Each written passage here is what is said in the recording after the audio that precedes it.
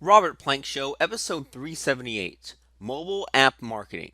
Get more downloads from App Store optimization, cold emails to App Store managers, and the pay to free method with Steve Young.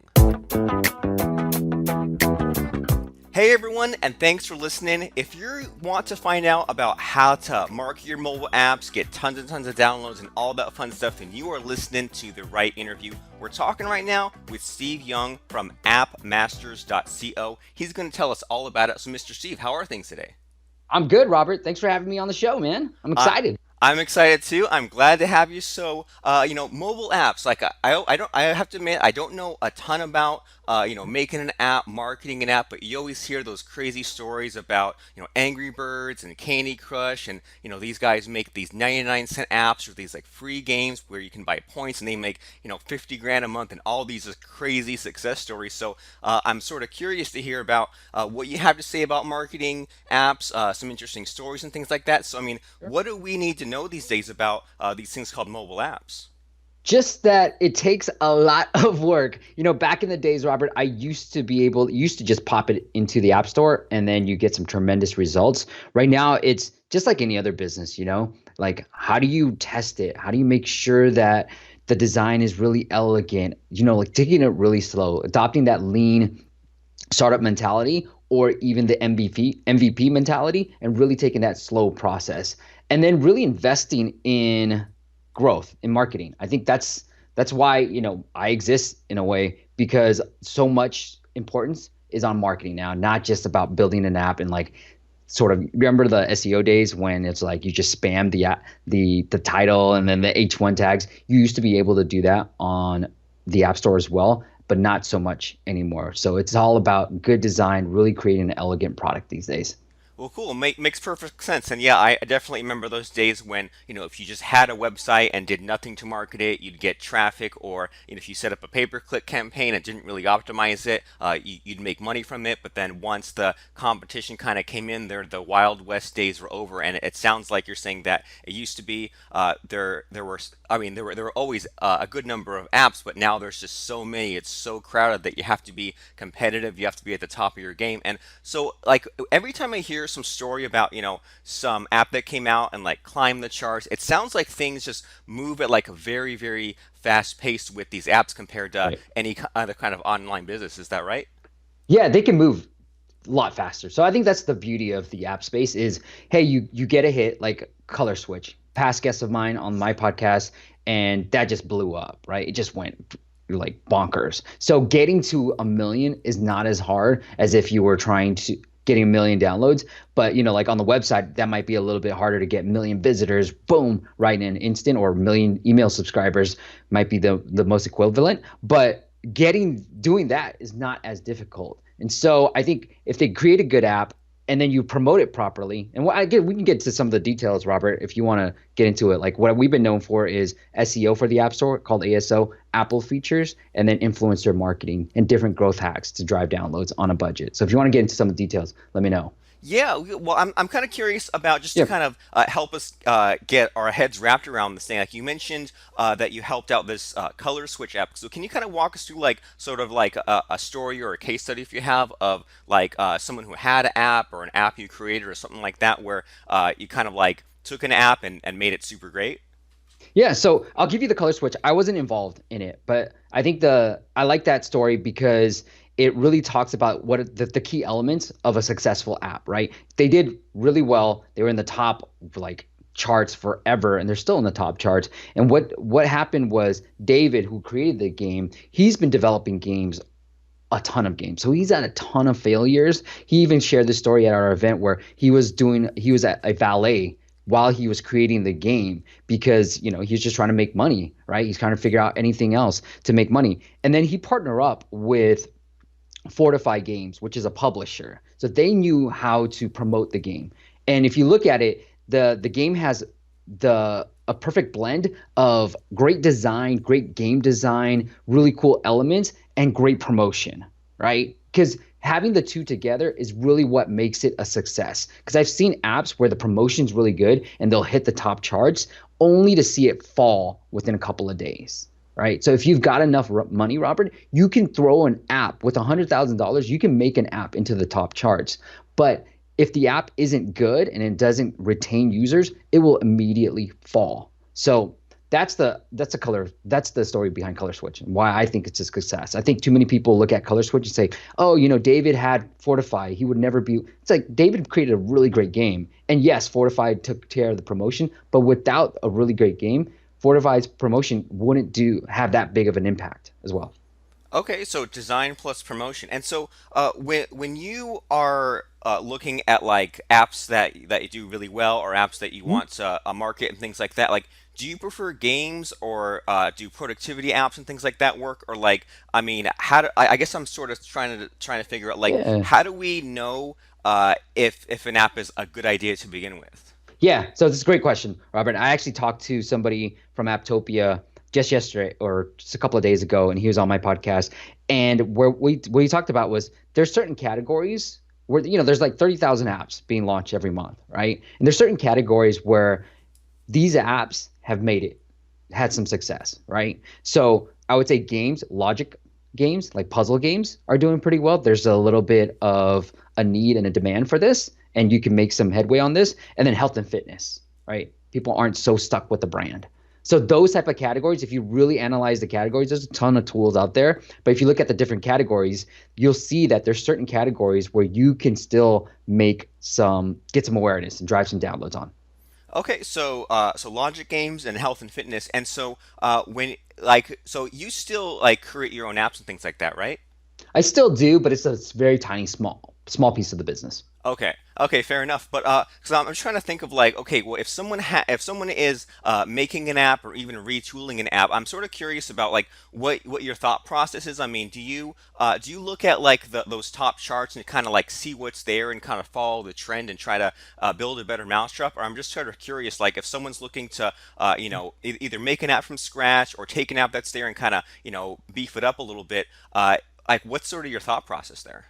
Yeah, so I mean that's a great question, Robert. I actually bought an app that was really well designed. I was like, well, this is beautiful. Like everything's good. The icon kind of sucks, but I looked at the icon. I said, that's one thing that I'm going to change. So that's the first thing I look at when clients want to work with us. And we've been able to get 13 now. We just got a client featured as of this recording today, early August. But we that's the first thing I look at is design and the app icon. So the screenshots were beautiful. The design of the app was beautiful. The app icon was really ugly, right? And so I looked at that, and then I look at SEO, right? Like just like the web, there's App Store optimization. So you can try to optimize your app for that particular search term. So this was a sleeping sounds app that I wanted to do, and I know because of my ASO skills that I can probably get it ranked better than what they did. And so that's how I'm retooling this app. I bought the code, I have it. Now we're going to launch it, and here's some tweaks that we're going to make to it. Awesome. And so, if I'm hearing you right, ASO, Yeah, that's App Store Optimization compared to that's search right. engine optimization, right? Okay. Yeah, And so, I mean, what sort of goes, what's involved in that? Like, I imagine that there's like some amount of like a description and like having like search yeah, keywords and things like that. yeah. So it's changing, but iOS 11 as of today, the way we do this is there's an app name, so you're limited to 30 characters, right? That's just like the title tag that you have on your web page. And then there's a subtitle, and you can think that as like a H1 tag in your web page. And that's where you want to optimize. So if you repeat certain terms in both your title and subtitle, that's going to help you rank better for that particular term. And then there's keywords field. So just like back in the old SEO days, you have this keyword field. But right now, maybe as of today, you might think of it as content. So the more keywords that you kind of repeat, the better it is. So you don't want to repeat anything that's in the app name and the subtitle in your keywords. You want to use your keywords to look at other phrases. So if you're going after, let's say, I don't know, sleeping sounds, right? And I wanted help me sleep. So I don't need to repeat sleep and sleep twice in the app name and the keyword field. So that's the way to do it is that's how you look at it. And then you want to use data. So there's a couple of different tools out there, Sensor Tower, sensortower.com, and then Mobile Action, mobileaction.co, that allows you to put these keywords into their tools and get data back, as in what's the search traffic look like, what's the competition look like, just like the Google Keyword Planner. Super cool. So that sounds like a way for, if you have your sleep sounds app, you can go and get maybe like new keyword ideas, or if the key phrase or keywords that you were going to use, maybe you thought they were a good idea, but turns out they have like low search traffic, things like that. Yeah, exactly. And that's what I look for, Robert, is what the advanced ASO stuff. I use both tools, and both tools are telling me a keyword is low competition. It's most likely that you can rank really high for it. So we've been able to successfully help our clients, and this is on average, increase downloads anywhere from 50 to like 400%. So it is just about finding these keywords and really optimizing for those keywords. Super cool. And so is this sort of ASO optimization, is this like a one-time thing, or is this the kind of thing that you revisit like every couple of months or something like that? Yeah, it's something that you got to continually visit because things change so often. So I would say most app developers, like the really good one, like the face, let's take out Facebook because they're like launching a new app, like updating the app every week. But most app developers will update their app. And especially with apps, the unfortunate side, Robert, is like just imagine if, I don't know, Google said or Squarespace said, hey, you're going to have to change all your code and we're releasing a new version. You're going to have to change some of your code. That's the downside. That's the con of being in the app space. So when iOS releases their new operating system, you have to sometimes you have to update your code. And so it's really about looking at that. And then once you have to do that, then you can say, hey, do I need to change the app name? Do I need to change the subtitle? Subtitle is a brand new thing for iOS 11. So they're always tweaking things around. Cool. So that sounds like a good time saver while you're in there anyway. Updating, might as well just take another Yeah. pass at those keywords. And I've definitely used some apps and like tablet games and things like that. Where lately I've opened up some of them, and there's been like a pop-up saying like, "Well, this developer hasn't updated it for the latest iOS." And I'm thinking, well, they better get on that. And so since you mentioned updating apps and stuff like that, sometimes I notice like there's some of these apps that it seems like they update it like every couple days or every week, and I open it and it doesn't seem like they change much, and they say things like, "Oh, well, we added bug fixes." And so, are some of those apps just kind of updating the version just to sort of stay current? Is that a thing, or are these apps Oh that are yeah. updating, are they really patching some bugs? No, absolutely. So I would say that the bigger guys are probably patching some bugs, but I would say some of the indie or the startup guys are probably that's what we put in there when we want to update and we're just all we're doing is changing the app name and the keywords around is we'll put bug fixes. That's the generic term that we'll always put in there. And so yeah, like that is the best way to do it. Like the code is all the same, nothing really changed except the app name and the keywords, because unlike SEO, like you have to process a brand new build into the app store to change your app name. Okay. So technically you are updating the software just to change the name. So there you get Exactly. get your free bump there. Well, awesome. And so you mentioned as we started talking that making an app and things like that, like there's a lot that goes into it as far as like making it bug free and making the interface look good and stuff like that. I mean, and so how much, I mean, time are we talking? Like, if someone was looking to like outsource the development of some kind of app, like what kind of price range are we talking? And like, if someone were looking to like do it themselves, what kind of a time commitment are we talking? Yeah, so it ranges obviously. I would say anywhere from 5 to 10,000 to develop it, maybe even more, depending on the complexity of the app. If you want to outsource it, if you want to really just get started into the app space, I would say look at some of the source code. So there's a couple of sites I'll give you. Fliptopia is one. It's just flip and then Topia, and then that's where I bought my app. And what you can find is just apps out there. So you can just buy that app. They'll share the revenue numbers, they'll share the download numbers. If you find like, hey, this is a really good app, it's already well done, you can spend less. So you just buy the app and then maybe update it and then do all the little tricks that I told you about. And then the other way is there are app templates out there actually where you can buy a source code and then have it designed. So pretty much the app is already done. It's like buying a WordPress theme and then putting your own graphics on it and getting it into the app store. So this is another more affordable way of getting started with that. Both those options are super cool. I mean, I had no idea that there was that sort of path there where like you didn't have to start from scratch. You could buy some existing source code and then fix it up, or then have these templates and having those sort of building blocks to start from. So super awesome. Yeah.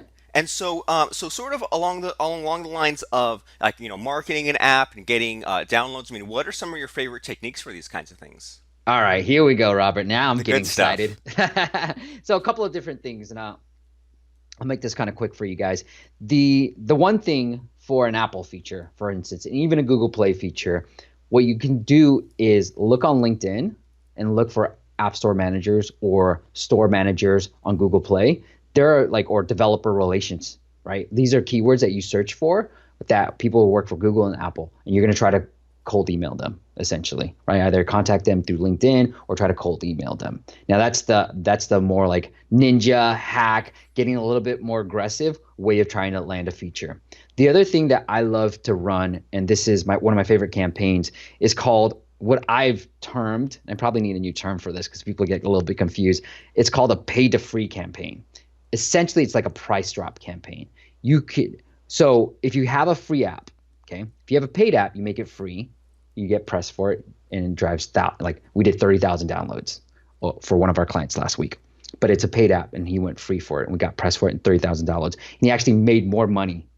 He said I can reveal the data. He actually made $1,000 the next day that went back to paid. Right. So great strategy just to drive downloads and revenue. The other way you can do this for a free app is to make one of your in-app purchases for free. Now, this in-app purchase has to be non-consumable, which only means you buy once and you get it forever. So think like unlocking new levels or new characters or remove ads. Those type of in-app purchases, you make it free for a couple of days. You get press for it on App Advice and BGR, and that can drive tremendous amounts of downloads. I mean, on the low end, we've only done like 800, and on the high end, we obviously done 30, 40,000 downloads, 100,000 downloads for a few of our other clients. We've been able to drive tremendous growth. So that's the way you hack those downloads, and they're really great downloads. I share all the data. Like if you make one of those in-app purchases for free, you actually get more purchases for your other in-app purchases. So you actually make more money just by making one thing for free. Super cool. So if I'm understanding these two strategies right, so the pay to free thing is you have a like a $1.99 app, and then you make it free to drive the downloads up, get the press coverage, and then you get all those downloads, and then you switch it back to free, and then all that climbing in the rankings still applies, right? Yep, And then that's right. the other thing you were saying was that you have like a free app that has in-app purchases, and then you take one of those in-app purchases and make that free, and then same sort of idea. You get this extra attention, you get this extra kind of surge in the participation, and then you switch it back to paid again. That's right. Super awesome. And so do you have a favorite like as far as like having a free app or a paid app or having those in-app purchases? Like, is there any kind of like strategy or like are thinking behind when to do one or the other? I think, there's certain categories that do well with paid. So I would say games are really hard, but like kids apps do pretty well when you're just completely paid. That's how I got started in the space, Robert. And then like health and fitness will do well in paid, and productivity because people are used to paying for those type of things. I think for games it's all moving through freemium. So it's free. You either monetize through ads or other in-app purchases. Like let's say let's for example the catch app guys, which I don't know if you guys are familiar with them, but like 2048, that's what they're really known for. But they've done really well. They sold their company to Ubisoft. Essentially they monetize through ads, right? And I've had the one of the chief revenue officer on our podcast, and he said their banner ads are the second most revenue generating source of ads. And then on the flip side, if you think of Clash of Clans, like they don't care about ads necessarily. They want you to get addicted to the game, buy all their gems, build it, and spend crap load of money, right? Like that's what they want to do. So I would say if you're a game, then you have to go free and figure out how to monetize either through ads or other in-app purchases. Okay, and so as far as people making apps and things like that, do you ever see like just a really missed opportunity with a lot of these apps? I noticed that sometimes I'll put an app on my phone or I'll check out some kind of game and I'll play it once or twice and then never again. And then there's other ones where like every couple of days it pops up and says, "Hey, you haven't played in a while," and they're kind of like some apps will get me more addicted to them than others. So I mean, I'm curious about your thoughts on like what are some missed opportunities that a lot of these app makers are kind of missing out on. Yeah, this is a topic that I'm fascinated by because I talk to all the indies too, the people that are just on their own, and the big guys as well. And I think that what the big guys do really well is the fact that they analyze everything. They look at the metrics. They look at, hey, if I could spend $1, how much am I going to make? They look at game mechanics. So I'm not an expert in this, Robert. I'm more of a marketing guy. But in terms of game mechanics, you can think about the loop that they try to. So play your favorite games. Think about how they try to get you back into the game. It is about waiting. If you think about Clash of Clans, you have to build something, then you have to wait, right? So you're like, Right. either you wait and you got to go back, or you pay. So that making you wait is actually them trying to retain you better and monetize you better as well. And then if you think about Crossy Road that really made it into the top charts, you they have free gifts. So I think they were the first ones that really came out with this brand new model where you just get these random bonuses and you're like, "Whoa, what is this? Like that's kind of cool." And you get these random coins and then you can buy different characters. So that's their way of you bringing you back into the game and bringing different elements because it will get boring after a while if all you're doing is trying to cross a road and trying to beat your high score. Yes, that's one element of the game, but the fact that they have these little bonuses, so after you die, you're like, hey, free bonus, and then there's 7 minutes to your next bonus. It's like, oh, okay, they're obviously training you to come back into the game. Right, right, and as you're saying that, like, and that's the kind of thing where like I hadn't noticed, but pretty much like every game I play does that, or at least Yeah, the sort of more app style games where like I do something, I get some points, and then oh no, now the countdown clock's going, I can't do anything until tomorrow or 12 hours from now, and then it's like the next day, if I miss that deadline, then I'll like miss out on that day's points. There's always like some kind of like I have to wait. Plus, there's that scarcity. If I wait too long, I'll miss out. It's like I have to like meet that window, that appointment with them. yeah, absolutely, man. Well, super cool. And so, I don't want to keep you too long here, but I want to know all about AppMasters and what you guys are all about. And so I'm curious, like, you mentioned you have your 13 clients now. I mean, what's your ideal client? Like, do you want someone who already has a game developed or like an app or like a certain kind of app? Or like, who do you want to contact you for, to grow and market an app? Well, Robert, I got started, I got out on my own because what happened was I was working for a startup in San Francisco and I had this app business that I was been doing for a couple of years. I was just making about 500 to $1,000 a month. And I was like, I want to be an entrepreneur. Like, how do I do this? And as a lover of like a consumer of podcasts, just somebody who loves podcasts, I was like, oh, duh, like apps are growing. I'll just interview some of my heroes in the app space. And so I did that, built up an audience who then started coming to me for marketing help. And now I'm sort of an app marketing consultant. And I've been doing this for 4+ years. So the 13 clients that you mentioned, 13 clients featured by Apple, not the ideal client, just because I am completely humbled by this story. The fact that I was able to just interview some of my heroes and then build a business out of that just really humbles me. So I think the ideal client is more the indie guy, the startup guy that is trying to make it in the space. And Robert, I gotta tell you, man, sometimes I feel guilty. It's like, the things that I do that I feel like I'm good at, I'm like, well, they're the ones in the game, right? Like I'm like trying to help them like a coach, but they're like the player, right? They're getting hit, they're getting tackled. They're the ones with all the bruises. I'm just trying to help them. So sometimes I feel bad, like I should probably try to do as much more, like more for them. But essentially, it would be more of the startup type, the indie. Those are the bulk of our clients. We got a few bigger clients, but I would say the bulk of the clients are probably more indies and startups. Super cool. And then, so can you let us tell us about your websites and things like that? Because I know you mentioned the podcast, and then you have the app company itself, right? Yeah, so it's everything's under appmasters.co. We have the podcast, been doing that. We've got over, close to 600 episodes with all the top app developers out there, and I think I have different posts about like the top games. So if you just focused on games, you can find those podcasts of all the top game developers. But that's how it naturally happened. I started a podcast, really started to learn from my heroes, and then people started coming to me. So now I'm sort of deemed the expert only because I started interviewing some. And now obviously I took those learnings and started executing on my own apps, and then started getting some more clients. So it started executing for our clients as well. Super cool. I love it. So appmasters.co, and just like hearing your excitement about interviewing all these people on the podcast. Like I've been doing the podcast interview model for only about a year now, and man, like I wish I'd done it years and years ago because like there's so much payoff, right? There's Yeah. you get to pick up all this knowledge, you get to talk to people you normally wouldn't be able to talk to. You get to associate with other people. So even just from like a marketing standpoint, like really cool marketing technique, really cool idea for those of us who can stick with it. Just interviewing all those people in our space. That way, we kind of make all those connections. And so, appmasters.co, and as we're kind of winding down here, do you have any sort of like number one piece of advice that like you wish you'd had as far as making apps or marketing apps, like that you wish you had years and years ago? I'll tell you this, Robert. I guess I know you're talking a lot about apps, but the one thing that I've been really fascinated about is attention. Like, how do you get attention for people? Because you think about app business, you think about anything in life, it is really about attention. And so the advice that I would give you is interview people that you wouldn't be able to do. That's like you said it.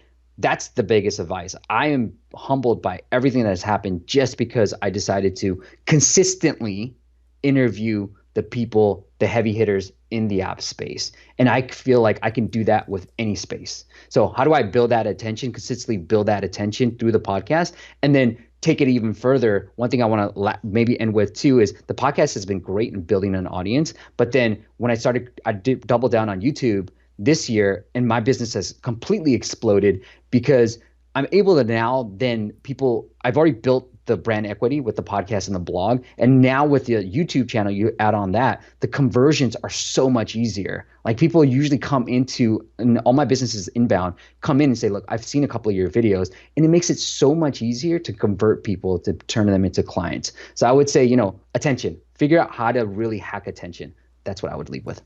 Perfect. I love it. So good thing for us all to think about. How can we hack that attention? What other platforms can we look at? Who can we talk to? Who can we reach out to? Even if it's a little bit out of our comfort zone, where we feel like we're pushing ourselves a little harder, so we can do more than everyone else out there is doing. And so, really good advice, both from like a business standpoint and also from some of this technical app sort of stuff. And also, oh yeah, one last thing.